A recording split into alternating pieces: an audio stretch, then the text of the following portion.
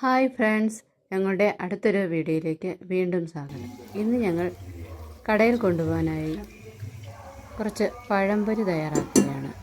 അതിനു വേണ്ടിയിട്ട് കുറച്ച് മൈദാമാവ് ഒരു പാത്രത്തിലേക്ക് എടുത്തിട്ടുണ്ട്. അതിലേക്ക് മഞ്ഞൾപ്പൊടി, പഞ്ചസാര, ശകലം ഉപ്പ് എന്നിവ ചേർത്ത് കുറേശ്ശെ വെള്ളം ഒഴിച്ച് ഒന്ന് നല്ലതുകൊണ്ട് ഇളക്കിയെടുക്കണം. അധികം വെള്ളമാകാതെ കുറച്ച് തിക്കായിട്ട് മാവ് കലക്കിയെടുക്കണം.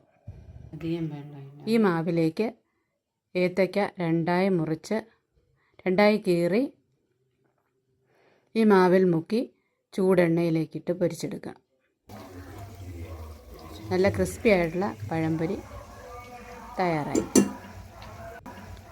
നിങ്ങളും ഇതൊന്ന് ട്രൈ ചെയ്യുക. ഇഷ്ടപ്പെട്ടാൽ ഒന്ന് ലൈക്ക് ചെയ്യുകയും കമൻറ്റ് ചെയ്യുകയും സബ്സ്ക്രൈബ് ചെയ്യുകയും ചെയ്യണേ. അടുത്തൊരു വീഡിയോയിൽ കാണും വരെ ഗുഡ് ബൈ.